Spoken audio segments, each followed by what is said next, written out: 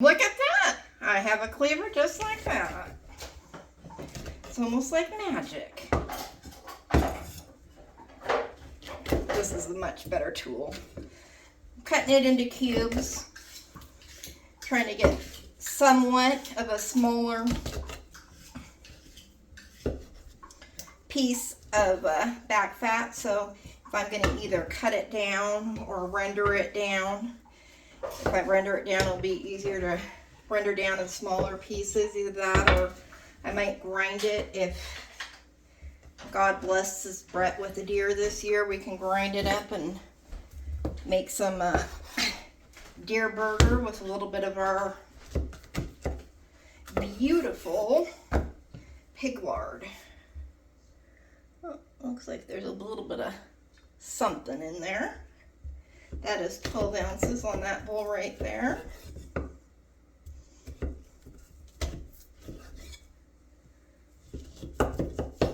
So I'm just looking for about another 12.6 ounces to be exact.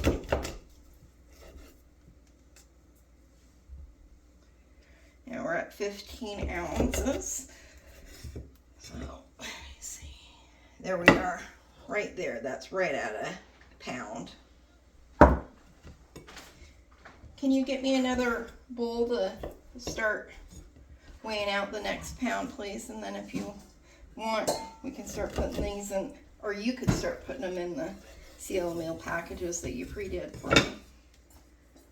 Thanks.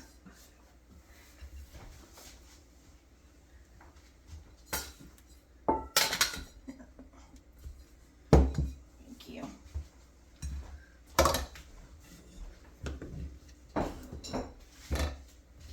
I think we started with about, what was it, 5.5 pounds of lard, back fat lard? 5.6 ounces to be exact. 5 pounds. 5 pounds 6 ounces, yeah. 5 pounds 6 ounces. Now, if we don't add this to meat, we'll also bake with this. I'll bake biscuits with it. Brett cut out any of the meat in there. We also prefer to cook our vegetables and anything on the stove to saute in this lard. I will bake in it. I will bake cookies in it too. It has a nice clean flavor. It will absorb whatever. The main problem is, or the problem that I've ran into in the past. Yeah, that seal mealer gets pretty loud when you're doing that on camera. Thanks for stopping that, Brett. The main problem that I've ran into when rendering lard is you want to make sure you don't go too high of a heat. I'm not exactly sure what the heat is. You probably want to look that up. Google, I'm sure, will tell you. I think it might be around 160, but check with Google. Google's real good at educating us.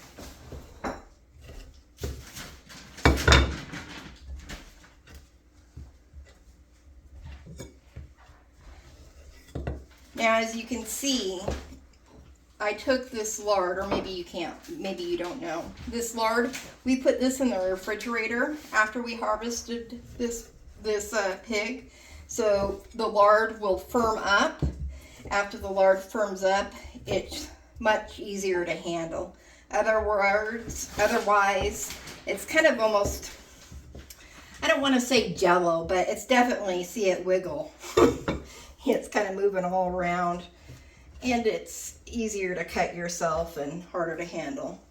That's 16 ounces, 16.75, so I'm going to call that good. Hand that one off to Brett. He can bang it up in his seal meals that he started. Another thing that we use lard for here is our cast iron pans, to season our cast iron pans. A lot of people, I've heard a lot of people mention that they don't like using the new Lodge cast iron. Well, our experience has been if you season them, see if I can find my words today. If you season them with lard and then with a little bit of heat in your oven, that has worked real well with us, for us. We try not to. Oh, that stinking old cheap Harbor Freight scale is going to turn off on me. On ounce, put the bowl on there, put it on tare.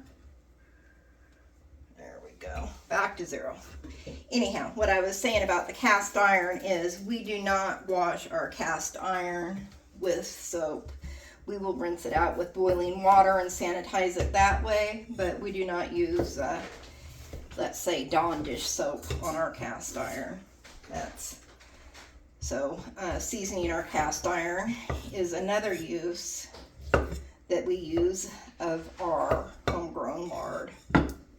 You know, you'll hear people a lot of times say, what do you do with all that lard? Well, geez, there's been many times that we have gone through and we've ran out of lard before we've ran out of our pork. So we are at 14 ounces right there. I'm just going to finish up what we've got right here. And I'm not making perfect cubes. I may not grind these down for deer. I may just cut them up little bits, and by little bits after I defrost them in the seal meal bag. We shall see what I do. So that batch, that bowl right there for this one, it is 19.5 ounces, and we are going to call that good. Another good use for lard, shall I say, moisturizer. Thank you for joining us this afternoon at Round Butte Kunekune Ranch. Hope to see you soon.